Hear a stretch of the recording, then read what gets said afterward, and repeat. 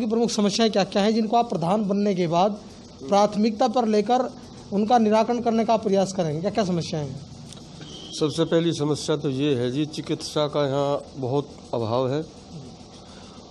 अस्पताल खुलवाना, हाँ, ये प्राथमिकता है। अस्पताल ना तो आदमियों का है ना जानवरों का है, मेन समस्या ये है। फिर वृद्धा पेंशन, ये मान लो कि 20% होंगी, 80% लोग अभी बिना पेंशन के हैं। ये समस्याएं हैं। और जो पानी की निकासी है ये भी बहुत हल्की है। जब बारिश हो तो जल भराव हो जा, तालाब अतिक्रमण, हाँ, सड़क पे तालाब भी गंदे हैं, उनका कोई कबाड़ा नहीं निकलवाया। हाँ, कब्जा अतिक्रमण हो रहा पूरा जी। इससे अलग तो शिक्षा पे भी ध्यान देना है, और खेल का जो मैदान है वो भी जरूरी है।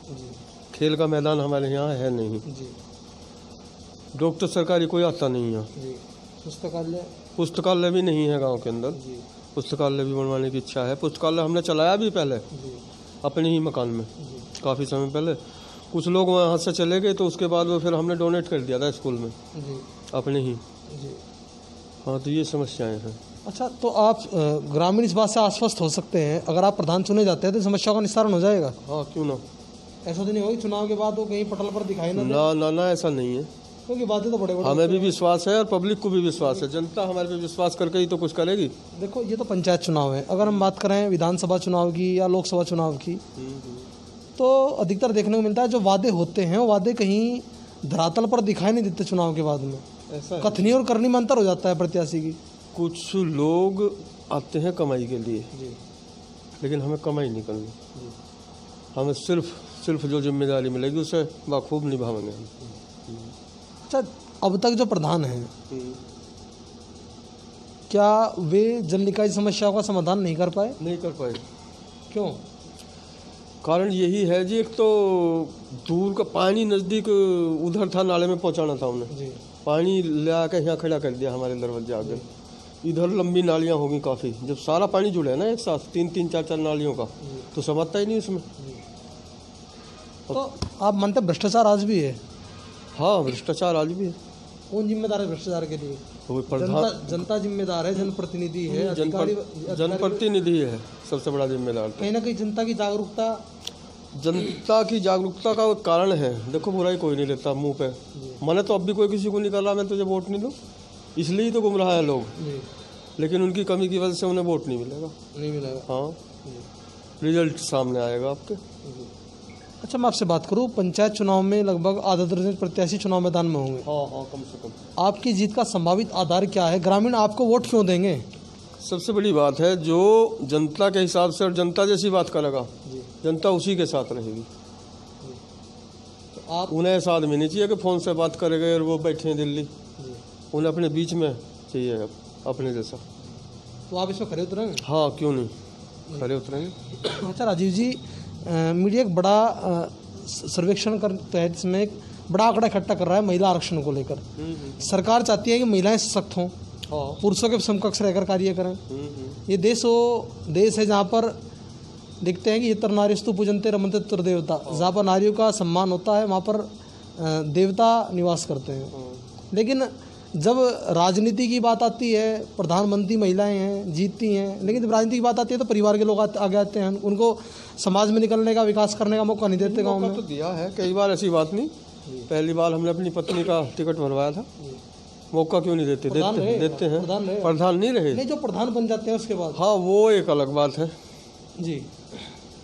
कुछ लोग मुखट्टा कुछ और पहरे हुए हैं, दिखते कुछ और हैं, होते कुछ और हैं। आपका ध्येय क्या है इसको लेकर? हमारा ध्येय है जी, बिल्कुल उनका सम्मान होगा पूरा, उनके साथ रहेंगे।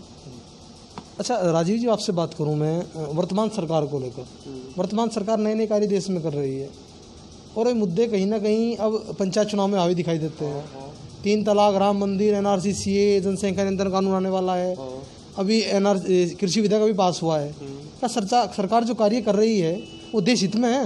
हाँ, देश हित में है सरकार के कार्य। तो फिर आज इतना बड़ा आंदोलन किसान कर रहे हैं। ऐसा सब तो एक से नहीं होते, सब ने तो भगवान राम को भी अच्छा नहीं कहा, तो मोदी को क्यों अच्छा कहेंगे? दिल्ली की तरफ कूच कर रहे हैं। हाँ, कर रहे हैं, लेकिन हमारे हिसाब से तो ठीक हो रहा, ठीक काम कर रही है सरकार ठीक काम कर रही, खरी उतनी अपने वादों पे, जो कहा सो करा। तो पंचायत चुनाव को लेकर कोई अपील अपने ग्रामीणों से करना चाहते हैं आप? नहीं, अभी तो कोई अपील नहीं करी। करना चाहते हैं आप? हाँ, करना चाहते क्या अपील हैं। करना चाहते हैं? अपील यही करना चाहते हैं, जो वो हमसे उम्मीद कर रहे हैं, हम उन उम्मीदों पे खरे उतरेंगे, जो उनसे वादा करेंगे उन्हें निभाएंगे। अच्छा, कोरोना काल जो चला हुआ है, इसको लेकर अपने ग्रामीणों को कोई बचाव संबंधी संदेश या निर्देश? संबंधी तो यही था कि थोड़ी दूरी बना कर रखें, मास्क लगा कर रखें, यही संदेश था जी। तो इसके लिए आपने कोरोना काल में मास्क वितरण गांव में कराया? नहीं कराए। नहीं कराया। अच्छा, एक आखिरी सवाल मेरा आपसे, नशाखोरी पंचायत चुनाव में ज़्यादा बड़ी कुरीति का रूप ले चुकी है। पैसे वितरण होते हैं वोट के लिए, शराब बांटी जाती है, होते हैं। आपकी तरफ से क्या रहेगा चुनाव में? नहीं, हम ना तो पैसा बांटेंगे और ना ही शराब बांटेंगे, अपने विश्वास से जीतेंगे। तो और प्रत्याशियों के लिए कोई? हाँ, करो, वो उनका अपना मत है, क्या करें। उनका अपना मत। ऐसी कुरीतियाँ होनी चाहिए चुनाव में? नहीं होनी चाहिए। नहीं होनी चाहिए। अच्छा, एक आखिरी जो कुछ सवाल, हमारा एक बड़ा कार्यक्रम चला है शहीदों के प्रचार प्रसार को लेकर, क्या शहीदों का जो प्रचार प्रसार होना चाहिए था, क्या वो हो रहा है? नहीं, हो नहीं रहा, लेकिन होना चाहिए। तो कैसे हो सकता है? वो हम सब मिल के ही करेंगे जी।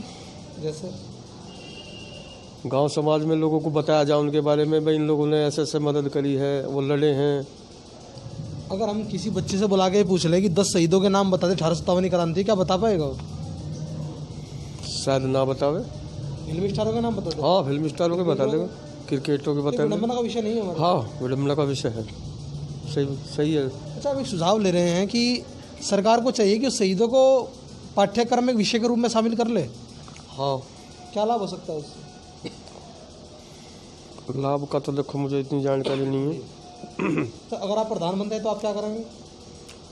हमने तो जो अपनी बता दी उपलब्धि, जो नहीं, शहीदों के लिए क्या करेंगे? शहीदों के लिए, शहीदों के लिए तो नमन करना चाहिए, इकट्ठा होकर दीप भी जलाने चाहिए उनके लिए। तो लोगों को उत्साहित करना चाहिए, बताना चाहिए उनके बारे में, और उनकी जानकारी रखनी चाहिए हमेशा। अच्छा, मीडिया कार्यक्रम चला रहा है शहीदों के प्रचार प्रसार के लिए, क्या उस कार्यक्रम में आपकी सहभागिता रहेगी? हाँ, बिल्कुल रहेगी। तो राजीव जी, हमसे बात करने के लिए आपका बहुत बहुत धन्यवाद। अच्छा जी, धन्यवाद। पंचायत चुनाव परिवेश में मौजूद थे जनपद बागपत के गांव खट्टा प्रहलादपुर में, जहां पर हमारे साथ हमारे खास मेहमान राजीव, जो अब की बार ग्राम पंचायत प्रधान पद के भावी प्रत्याशी हैं। उनका कहना है, अगर अब की बार ग्रामीण पर विश्वास करते हैं, उनको प्रधान चुनते हैं, तो गांव की जो भी समस्याएं हैं उनको अपनी 5 वर्षीय योजना के दौरान जो बजट पारित होता है उससे वे निस्तारित करने का भरसक प्रयास करेंगे। बागपत से कैमरा पर्सन अनिल धामा के साथ प्रताप आर्य की रिपोर्ट, सच का डर न्यूज़ नेटवर्क, बागपत।